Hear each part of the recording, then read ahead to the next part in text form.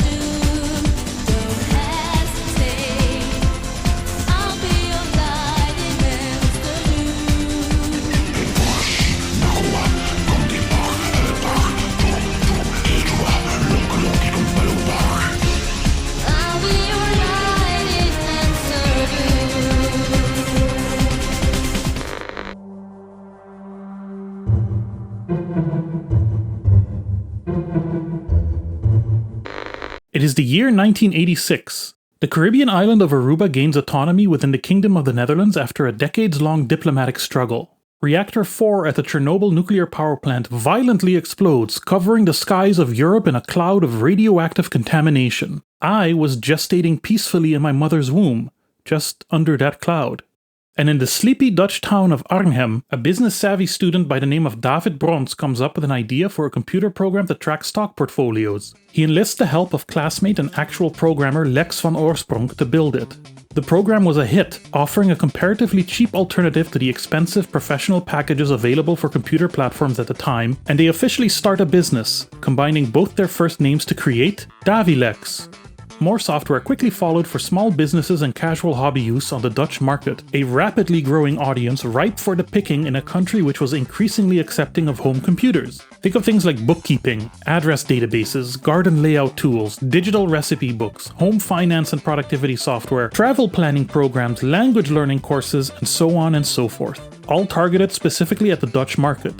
Lex leaves the company in 1988 to finish his studies, having no real interest in continuing in the operation after being refused a significant ownership stake by David, who comes across in interviews as a kind of typical business douchebag. But Davilex thrives regardless. A few game-like educational things trickled out in between the rest of their offerings. Real simple stuff. But it wasn't until 1993 when Davilex fused with Groningen-based Torpedo Software, a longtime collaborator, that they released their first proper game, Inspecteur Banaan en de ontvoering van Mabella, or Inspector Banana and the Kidnapping of Mabella, a cartoony point-and-click adventure game that used digitized photographs of Amsterdam as backgrounds. While in some ways it would be a sign of things to come, it seems as though the company knew it could not walk this path on its own. In 1995, Davilex acquires Red Cat Software, a small producer of educational games of the same name, and officially spins off a separate game development team, absolutely flooding the market with more Red Cat branded games and educational tools. A few football manager type games were also released, but it was in 1997 that Davilex Games really made its mark on the Dutch market with the release of A2 Racer.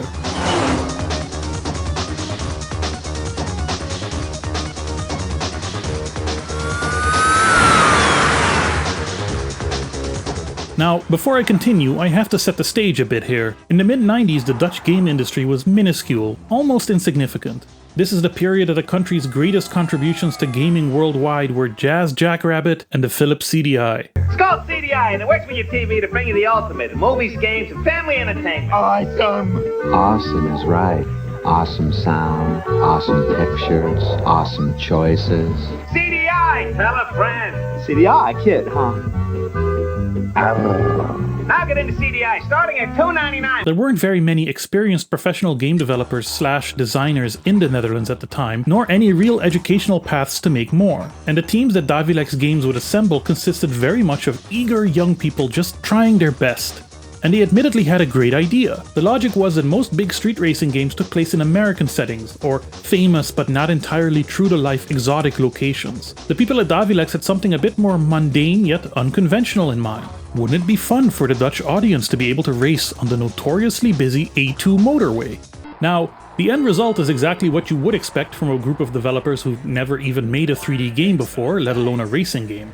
It's not great, but it is a cute novelty, a kind of extremely low-budget Dutch outrun. A brave attempt for sure, but more importantly, it was made in less than 3 months and was enough of a success that Davilex would take some important lessons from it. There were, after all, more roads across Europe.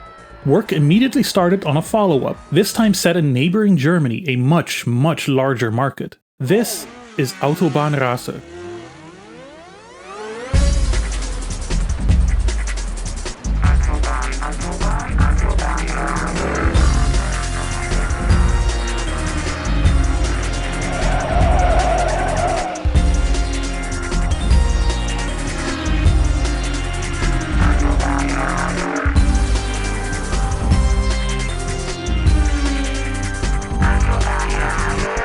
With experience came slicker menus, music, improved graphics with much more detailed city environments, and entirely unlicensed but wink-wink cars such as the BWM, the Porsche, and the Lamborghini. In spite of still very much being a budget game, it was a huge hit. It's a well-known fact that Germans enjoy driving around their country at extreme velocities, and for all of its flaws, the game delivered an experience that the Need for Speeds and Gran Turismos just could not provide. And the good ideas didn't stop there. At some point during the development of the game, someone in the Davilex office must have thought, hey, why do the same work twice? A2 Racer 2 was released very soon after in the Dutch market.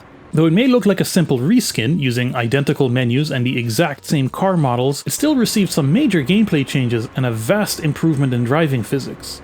It was, again, in spite of its budget, a giant hit, and thus a franchise was born. What was also born was the philosophy that would come to define Davilex Games in the coming years. Cheap, family-friendly games whose central feature is a local setting targeted at casual gamers. Yes, the games were cheap, but they were also cheap, and you maybe got to see your own neighborhood in them, or at least a familiar landmark or two. This series became such a hit that Microsoft reportedly had to lower the price of their upcoming open-world racer Midtown Madness in the Dutch market in order to stay competitive. And I have a personal story here that really illustrates the appeal. At the age of 7, I moved with my family from the Netherlands to Aruba, where they're from, and for a long time I really missed what I felt was my real home. A few years later, I was introduced to this company Davilex through a CD-ROM of A2 Racer 2 that had somehow appeared next to my father's work laptop, and while I hadn't lived in any of the cities featured in the game, exploring their virtual counterparts was the closest thing I could get to roaming those familiar-looking streets again, seeing that architecture and even just those traffic signs that I knew very well. Now, a 12-year-old shouldn't have to feel nostalgia, but that's a whole other bag of worms that I eventually settled with my therapist. So the formula was set, and while in total at least 28 Red Cat games would be released for the educational market, with the help of European distributors and several contract developers across the continent, by the year 2000 Davilex had released M25 Racer, also known as London Racer, Autobahnracer 2, Holiday Racer, also with localized variants, Paris-Marseille Racing, and A2 Racer 3 Europa Tour. Some of these even got PlayStation releases. Now, as much as they had found their niche, it was only natural that they would try to expand beyond it. The origins of what would become Amsterdoom can be found in a project started in 1998 called Amsterdam IRT. IRT here standing for a kind of major crime squad in the police department. It would be a somewhat cinematic adventure game / cop simulator, and that's all the information I have on the game because it never really went beyond the concept stage. But the scraps of Amsterdam IRT were eventually folded into an idea for a more standard first-person shooter set in Amsterdam, going by the tentative title of Amsterdoom, which is just Dutch for Amsterdoom. They went with the English-sounding title in the end. The goal here was the same as with the racer games. Take a familiar concept, this time the first-person shooter, put it in a real-life, recognizable location, make it family-friendly, so purple aliens instead of humans or demons, and no blood, and make it cheap and target it not at the traditional hardcore gamer, but just Jan Janssen looking to play something quick and funny in between filling out spreadsheets. Davilex knew their in-house tools would not be sufficient, so they obtained a commercial license for the Genesis 3D engine, which had just recently been acquired by Wild Tangent, a name that should bring shivers down your spine if you ever saw it in your task manager back in the day. Anyway, it is the month of March in the year 2000, Amsterdoom is put on store shelves all across the Netherlands. Let's take a trip to the city.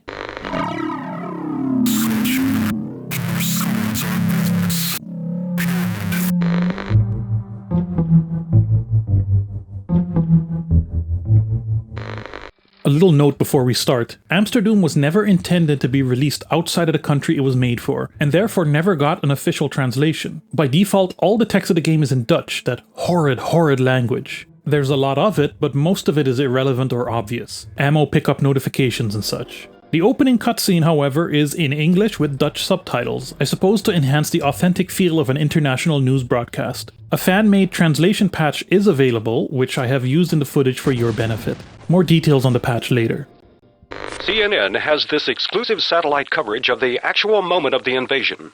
One can clearly see the 5 alien ships landing in central locations of Amsterdam and Schiphol Airport.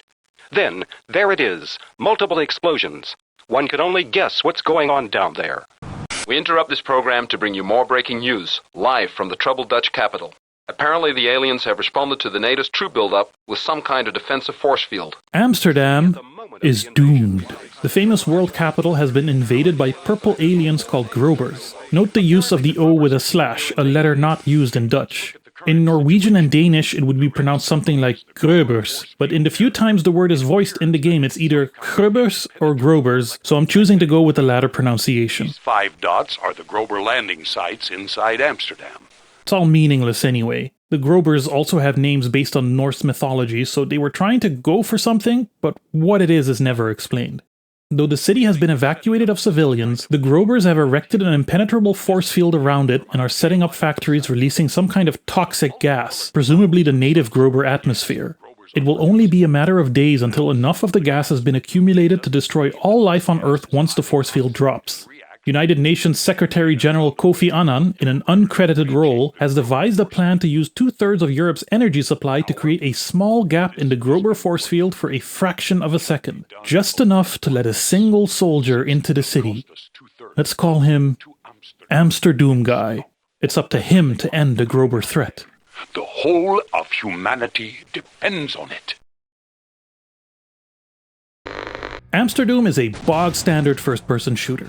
Although in the year that also saw the release of Perfect Dark, Deus Ex, Star Trek Elite Force and No One Lives Forever, it's maybe a bit less than a bog-standard first-person shooter.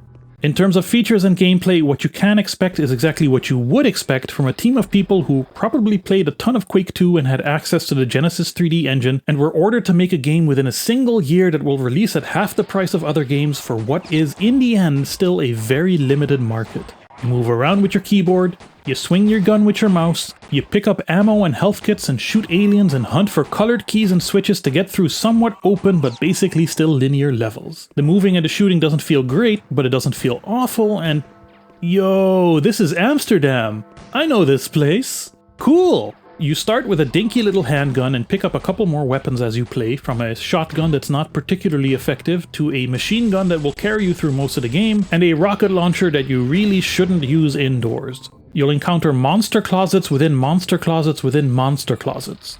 You'll find lots of ammo. Far too much ammo. Even ammo for weapons you don't have yet. And equally as many health kits, to the point where the game basically spams you with messages. Notice the presence of a locational damage indicator in what I have to assume is a fairly early appearance for a concept that became pretty standard in shooting games later on. There's a small handful of enemy varieties, Grobers separated only by weapon type and size, and presumably how many hit points they have. You will occasionally, very rarely, come across power-ups in the form of these exquisite pills. The game calls them Grober doping. Playing through it, I kinda got the sense that it was developed linearly, that the levels open up and get more creative and playful and thoughtfully designed as the developers got more familiar with the tools. There's some really neat stuff in the game still, besides the visual details, which I'll get to in a minute. For one, nearly every item you encounter is destructible. Almost every piece of furniture or vending machine or box or all these garbage bags all explode in a lovely display of particles. Many of them contain ammo or health, so this is the kind of game where you'll have a secrets counter at the end that numbers in the high double digits. There's also some legit well-designed platforming puzzles, and the enemy encounters get more interesting over time, like this key is actually a trap elevator situation. In terms of looks, the game is what it presents itself to be. Yes, it's a cheap FPS, but name another FPS in the year 2000 that took place in Amsterdam. The theme of the game is a little bit Men in Black, a little bit Crazy Frog, and though I understand the goal of creating enemies that look this silly, they are rather crudely designed, and it's a bit of a stylistic clash against the backdrop of real-life environments recreated so obviously using photographs. Sometimes maybe a little too obviously. The lighting is pretty good for a first try though. The true-to-life environments are accented by the appearance of some real-life brands, I imagine in some kind of official licensed capacity because there's also parody brands, but I haven't found any evidence of contracts being signed.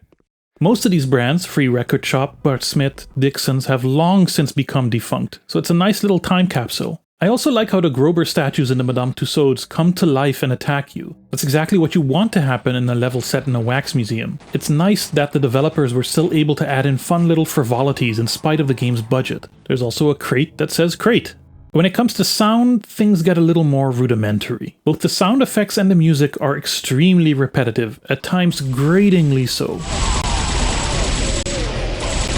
But there is an interactive music system. Battle music starts when there's a gunfight, usually this metal tune with what I guess are meant to be Grober vocals. And exploration is underscored by a more droney ambiance.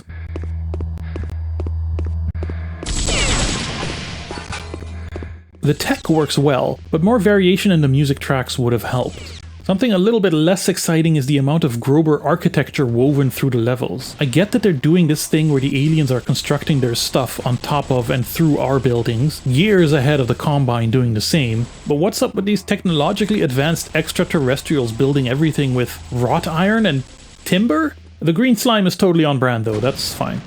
The main appeal of the game is supposed to be its real city setting, yet I'd say about half of it takes place entirely in these Grober dungeons and concrete hallways, and those environments get kind of boring. Because the real star of the show is of course the city of Amsterdam itself, known worldwide for, you know, the things it's known for. Ajax, pigeons that don't respect bike lanes, drunk Englishmen drowning in the canals. Okay, none of that is in the game, but plenty of familiar places are. So how accurate of a recreation is it anyway? Well, you start near the Kalverstraat, the city's main shopping street. It looks like a street in Amsterdam, at least. There's some neat details like stores you can enter, this very accurate depiction of a common trash can, and a typical leaning building. From there you pass through the Madame Tussauds Wax Museum, which I've never cared to go into, and I'm way too tuned out of 90s Dutch pop culture to know who the hell any of these people are. One little detail I do recognize is this round window at the top of Madame Tussauds, if you ignore what I think is a horrid Michael Jackson homunculus. Look, there it is, a scene from Dam Square, where you also see the next level, the Royal Palace. Ticket price is €13.50, so I'm just gonna assume it's a perfect one-to-one replica. Speaking of Dam Square, the actual dam in the name Amsterdam, where is it? Why is it not a part of a level, or an entire level on its own? It's the place that all the tourists go to get swindled into taking pictures with Darth Vader, and its omission is rather glaring. And this is the part of the script I had to fit in at the last moment when I discovered, through this incredibly obscure YouTube video, that Dam Square is in the game. I had to work it out entirely on my own, but if you rename level1_4.bsp to level1_1.bsp, you start the game on it. It's obviously unfinished, low detail, basic. Almost looks like it would be a skybox for another level entirely. Just like the real Dam Square, there's nothing to it other than a flat area, a road running through it, the National Monument, and some old-ass buildings. So yeah, a pretty close approximation for what ended up just being an empty beta level. At the end of the Royal Palace level, you learn that Amsterdoom guy is also collecting components of a super weapon to defeat the leader of the Grobers with. Would have been nice to have had a heads up, Mr. Secretary General. You're then deposited in front of Amsterdam Central Station, though I don't recall these huge concrete walls the last time I was there, but then again the 90s were a different time. After a little trip through the station interior, complete with recognizable Dutch railway signage, you find yourself in what I assume is supposed to be a Cold War era bomb shelter. I looked it up, and though there were plenty of shelters of this type built underneath Amsterdam, including under the university library, I could find no mention of one under the train station. From the station you then pop over to the red light district, and I have to say this is a rather poor approximation. Yes, there are red lights alright, but not much else that is taken from the real thing. The lack of any canals in the entire game is downright strange, but in this area it is especially glaring. From here you enter Club Yum Yum, an obvious play on Yup Yum, an infamous high-class brothel that was shut down in 2008 for basically being a mafia front. If this were a more Duke Nukem-y game, they'd play around with the environments a bit more, probably in a very crude and offensive manner, but I suppose just referencing the general area was enough for the, by Dutch standards, casual, family-friendly demographic. Also, Yup Yum was not in the red light district, but on the other side of the city center. The next stop is the Rijksmuseum, and if you're thinking, hey, wait a minute, that building looks exactly like the Central Station.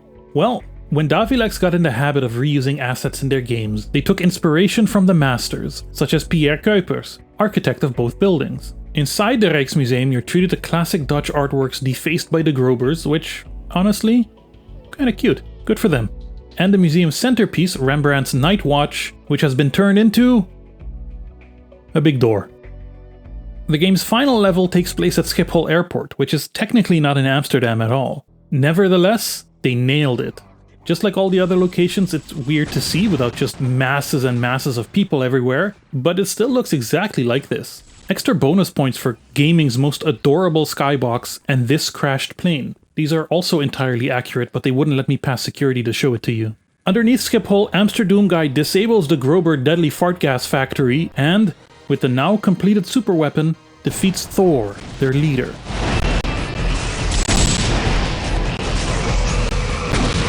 These efforts are rewarded with the final sound clip announcing victory over the Grobers, and of course, a little bit of very optimistic sequel bait.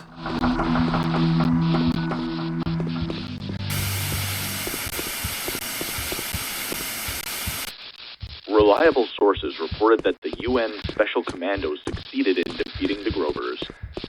A United Nations inspection team confirmed that the Grober spaceship has been completely abandoned. As it turns out, humanity has successfully repelled the Grober attack. Another message a few minutes ago. A NASA satellite picked up the following message.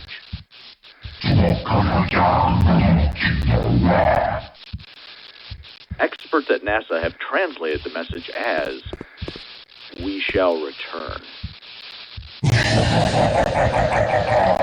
To promote the game, or for reasons beyond all comprehension, it's kind of hard to tell, Davilex commissioned Dutch music producer Michiel van der Kuij to make a club remix of the game's theme song complete with vocals to be released as a download on the game's website. It's called Amsterdoom, the Grober Force Field, and I have listened to it at least 600 times in the last month. The lyrics make no sense whatsoever because being alone in Amsterdam is the entire plot of the game, but I am a sucker for basic electronic music with a good beat and an angelic voice singing vaguely inspirational nonsense.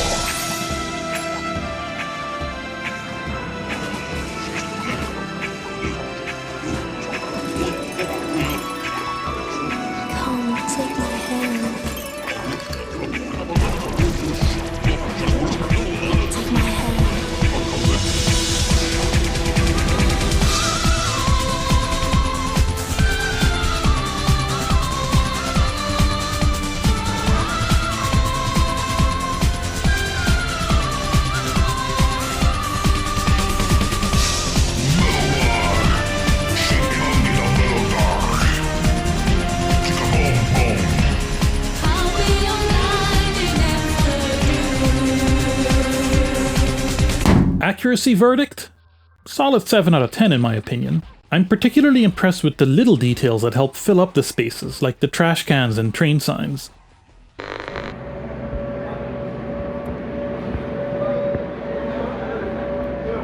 So that is Amsterdoom. Yes, it is quite mediocre, a mere novelty at best, but that's exactly what it was supposed to be. It's not very difficult and not very long, 3 hours max, 2 if you rush through. I died just a couple of times, mostly due to my own platforming mishaps and this one elevator encounter that is just bullshit. It's an easy game to make fun of, sure, as a lot of Davilex's catalog is, but there's some genuinely impressive stuff going on here, you have to admit. All the destructible items, the interactive music system, the locational damage indicator, the, in my opinion, quite successful attempt at recreating small portions of a famous city within the scope of a low-budget game, none of this was trivial. All of this took effort. These people barely knew what they were doing, and did it anyway. The only real criticism I have that wouldn't simply require more budget and time to solve is that I would have liked them to have gone a little further with the environments. Integrate the peculiar and unique layout of Amsterdam in some way. Use the canals, the Museumplein as a big open arena, stuff like that. A lot of times the integration of the Grober architecture just feels like a way to not have to model the real life environments. And while I understand that takes resources, I wanted them to lean in harder. Now that I think about it, maybe they did try, and this would absolutely have required more budget and time. There's textures and sound effects in the install folder that are never heard or seen in the game, so clearly there are unrealized ambitions. That's game development for you. Hello and welcome to this special promotional presentation for the official Alien Bob Patreon. Next slide, please. For your benefit and mine, please don't do the tap tap tap thing to skip this part. It will forever alter the fate of the universe and hurt my feelings. Next slide, please. Benefits of joining the official Alien Bob Patreon include more frequent high-quality Alien Bob videos, behind-the-scenes bonus content, extra secret Discord channel with exclusive updates, and credits in anything I make. Next slide, please. Multiple tiers are available, all rewarding the same benefits because of communism. Next slide. Sorry, next slide, please. That concludes this special promotional presentation for the official Alien Bob Patreon, available at patreon.com/alienbob. Please help me pay the bills, there's so many of them. Thank you.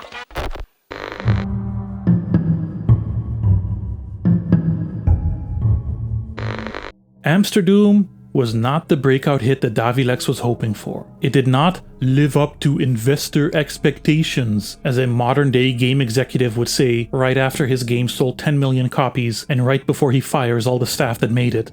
Reviews for the game were firmly in the average zone, overall painting it as just another cheap Davilex game, not meant for the hardcore gamer, a term as meaningless then as it is now. But there was still praise for the concept itself.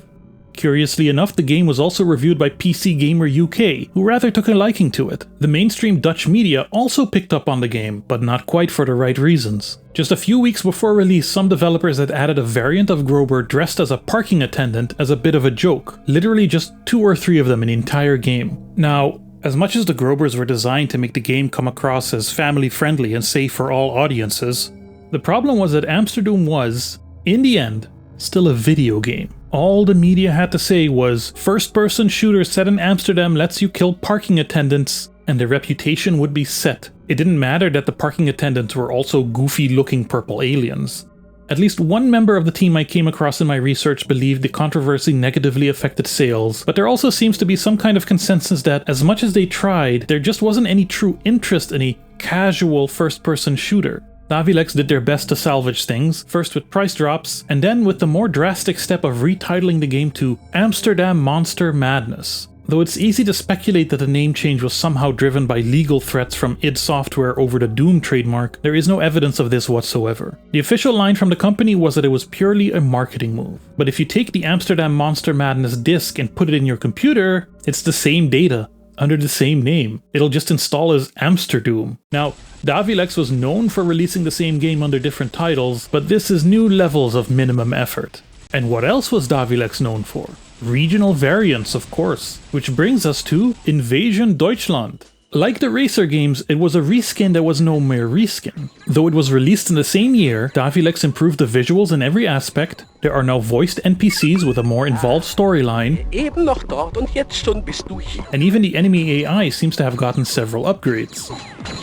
It has a very different vibe to Amsterdoom. It's more cartoony, more uniformly silly, more successfully casual, I suppose, but also less fun. The starting laser pistol is garbage, and the second gun you get is a gimmick bouncy ball explosion weapon that's basically useless. This game's version of the Grobers are technically better modeled and textured, and evidently have an enhanced animation system, but they mostly just run around screaming like Halo grunts, and the encounters just aren't as good.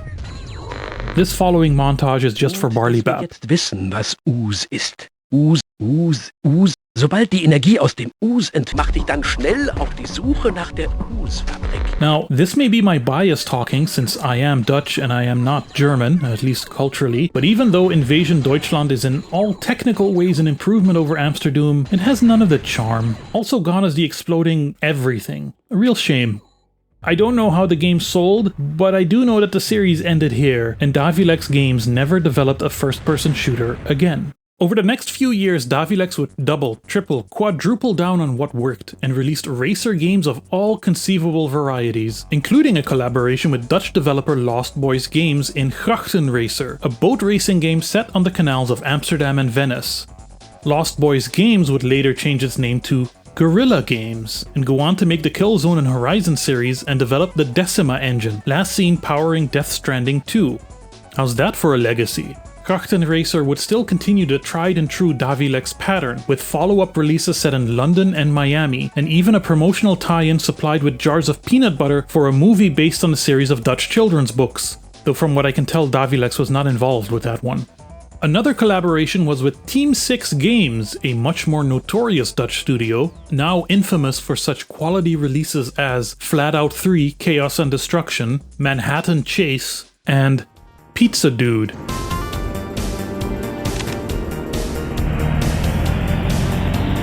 For Davilex, they made Amsterdam Taxi Madness, which looks on brand for both companies. While branching out into publishing was clearly a step forward, Davilex's reputation as a peddler of cheap casual gaming product remained. But you know what also remained? Continued success. Continued growth. Autobahnracer got a movie adaptation. Knut hat sein BMW selbst getunt.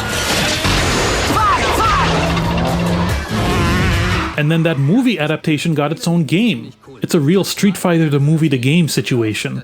Console ports also continued, and the racer games kept streaming out, though admittedly they started looking more and more alike and sharing a lot of assets. One that stood out for me and that I actually played was US Racer, also released as USA Racer and A2 Racer Goes USA. It's actually pretty decent as a racing game, but as an experience it's something else. Named and voiced stereotype characters, plenty of janky charm, and most importantly, a rig and roll-like in-game radio featuring advertisements and comedic bits in between the music. KOLD 104 FM. It is a beautiful day today. It's one of those days that makes you want to quit your job, buy a fast car, and cruise cross-country. What did I say before about frivolities? Freaking love them. And yet something about US Racer seemed off to me. Wasn't the whole point to make games set in locations that weren't commonly featured? Did we really need another racing game with a New York track? Feels like they were starting to lose their way. For a great overview of every single land-based Davilex Racer game, I recommend this series by fellow YouTuber Missing Pixel, who goes into them and some of their technical and gameplay aspects in great detail. Davilex was riding high, and they had another brilliant idea. It's the early 2000s and they noticed that 80s nostalgia was starting to pop off, and they thought, hey, why don't we license some 80s properties and make games of them? They approached Universal, specifically hoping to get the rights to vehicular action show Knight Rider and stylish undercover cop procedural Miami Vice. Universal's response, and I'm paraphrasing only a little here, was, why do you even want that old crap? So Davilex got the rights to both for an absurdly low price. Ik meen me te herinneren dat we daar $25.000 voor hebben betaald voor Knight Rider en Miami Vice. En wij kwamen binnen bij Universal, want daar kregen we de licentie van. En de eerste vraag was die ze ons stelden is, wat willen jullie met deze oude meuk?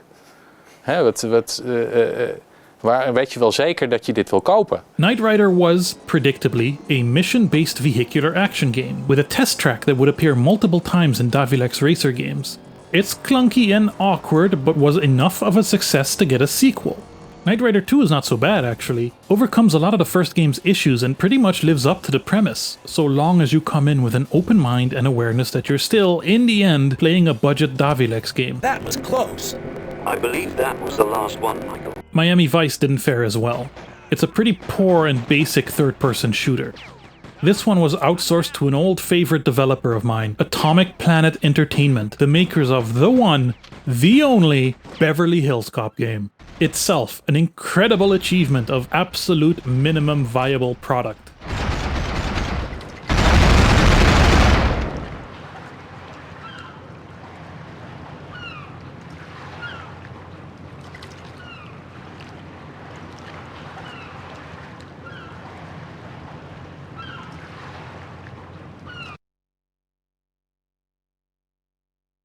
Now, Miami Vice is not nearly at that level, with characters that actually look like who they're supposed to represent, and voiced lines and level design, but as I played it, I was struck by how similar it still felt to play.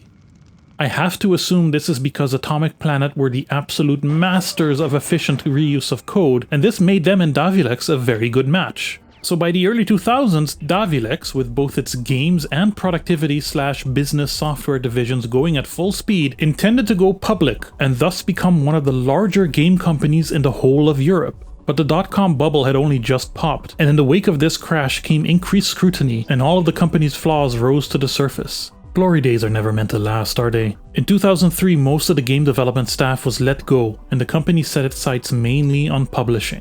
Before 2005 came to a close, Davilex Games was shuttered entirely. Their final releases were the Atomic Planet-developed SAS Anti-Terror Force, also known as GIGN Anti-Terror Force, also known as GSG-9 Anti-Terror Force, also known as Operation Sandstorm, and Red Baron, also by Atomic Planet. These games may be another clue as to what led to the downfall of Davilex Games. They're just regular boring pew pew bang bang video games, with nothing to really set them apart.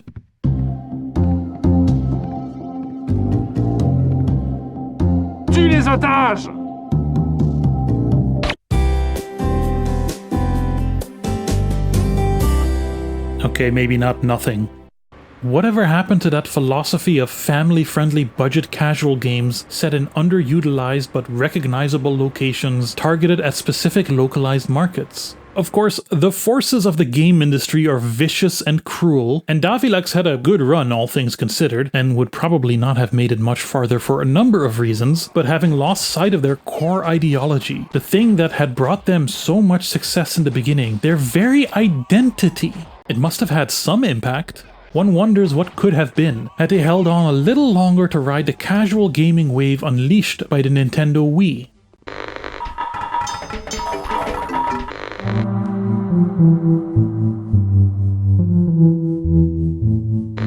After disbanding its gaming division, Davilex, the software company, kept chugging along doing its thing, concentrating on making accounting software for small and medium-sized businesses, and was unceremoniously acquired by Norwegian software conglomerate Visma in 2017.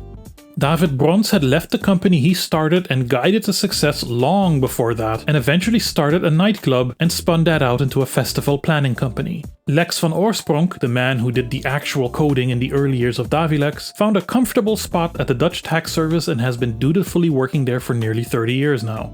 In spite of its reputation, Davilex was a very important part of the early Dutch game industry. Their reuse of assets was something that got them labeled as cheap and crappy, but it's honestly a practice I wish were normalized even in the industry today. Thousands of combined work hours of modeling, texturing, audio, visual effects, and coding work gets thrown away regularly when it's time to make a sequel, or even an unrelated follow-up, and it's such a waste. I'm just saying, Davilex did it before Ryuga Gotoku Studio did, and that's the only way they can keep pumping out those Like Dragons that everybody loves. Of course, asset reuse wasn't the only thing that gave them that reputation, but what's the old meme?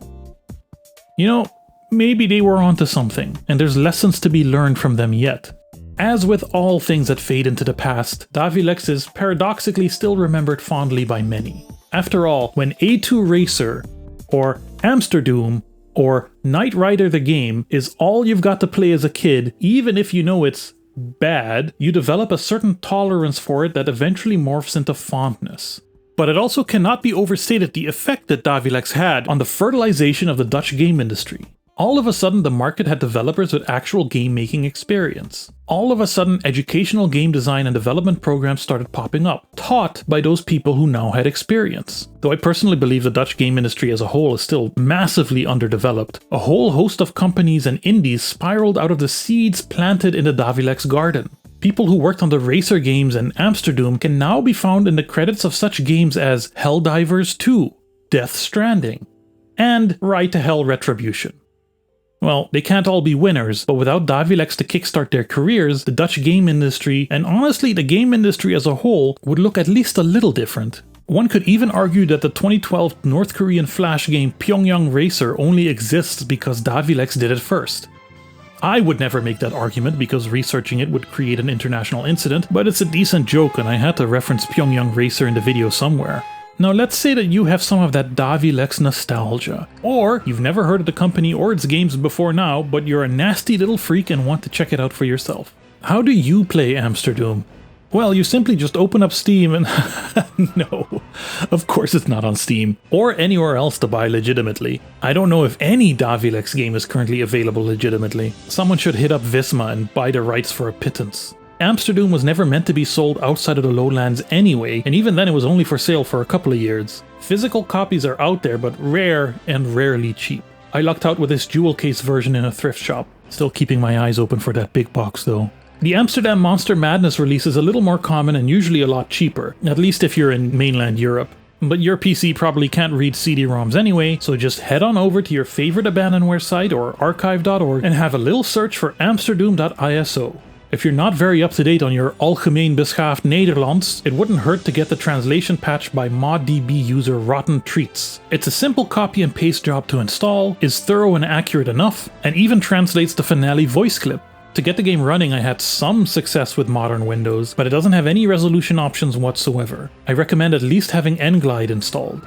You could potentially also use DG Voodoo and mess with some settings like that, but I didn't because these old Davilex games split their menus and gameplay portions into separate executables and are therefore hellish to record. I ended up using my real hardware Windows XP machine, but I understand that's not an option for everyone. Virtual machines on the other hand are, but I had trouble with it in most of the ones I tried. The only luck I had was with Windows 98 running in PCM. I'll link it in the description. This is also the only way I could get Invasion Deutschland to work. That wouldn't even run on real hardware at all. Little warning, because of the split executables, you may be fooled into thinking you've got the game running just because the menus run, but don't celebrate until you've shot your first Grober. You will also want to go into the settings and rebind the controls to something a little more modern. I had mixed success with the Racer games. The very first game needs your CPU to be downclocked massively, and I couldn't get hardly anything past the second generation running on any of my virtual or real machines, exceptions being US Racer and Holiday Racer. In the first stage, they will drive from Calais to Paris, a nerve-wracking ride through France. And this is only the beginning! That's retro PC gaming for you. As I always say, your results may, and almost certainly will, vary. Some of these games have PS1 and PS2 ports, so you can at least emulate them without too much fuss, although they're not in all cases identical to the PC versions. You know, Davilex wasn't even from Amsterdam. The Netherlands isn't a big country, but Amsterdam is over here. Davilex headquarters was, and I guess technically still is, in Houten, which is all the way over here. Quickest route is of course the A2, but it's still regularly backed up in spite of many expansions since the 90s. But there's something about being able to explore real-life familiar locations in games, isn't there? Especially if it's your city or town or place, or at least one you know well. I've never lived in Amsterdam, and I certainly can't afford to now, but I did go to university there for 4 years, and seeing some of those places I walked past every day rendered in beautiful low-poly detail, well, there's a kind of magic to it. It's like seeing a miniature model of a building that you're standing in. And of course, Amsterdam, with its long history and diverse culture, its strange layout, and its internationally known peculiarities, does make for a fascinating setting. It's shown up again later in Duke Nukem 3D 20th Anniversary World Tour, Counter-Strike Global Offensive, briefly in some Call of Duty, and, for an example that does not require shooting guns, Mario Kart 8. It is the year 2025, and the world is not in such a great place right now. Fascism has once again taken hold, and the forces that were meant to protect us from it have proven themselves weak and spineless. Billionaires are terrorizing the planet with their idiotic ideas under the dangerous delusion that their wealth came from their supposed intelligence and not just their sociopathy and greed. Every single day we are exposed to the horrors of a genocidal massacre and brazen attempts at the complete erasure of queer identities, and not only are we expected to tolerate it, but any form of protest is increasingly criminalized. And to top it all off, my cat Artorius, an innocent creature and my best friend, had to be put to sleep after a valiant struggle with health issues. I cannot even express how much I miss him. But the wheel still turns, the sun still rises. Life, somehow, continues. As the saying goes, today is the day, and I hope that, like me, you believe a greater, more prosperous, more peaceful world is always possible if we do our best to do our best together. 25 years ago, a small group of Dutch developers did their best to make something silly, something memorable, something that at the very least would make a player go, cool.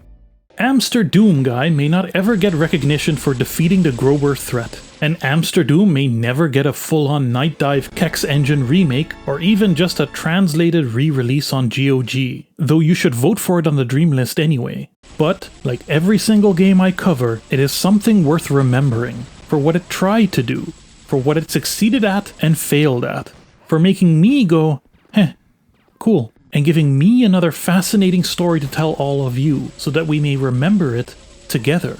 She was right, you know, the lady from the song. It is good to know you're not alone in Amsterdam.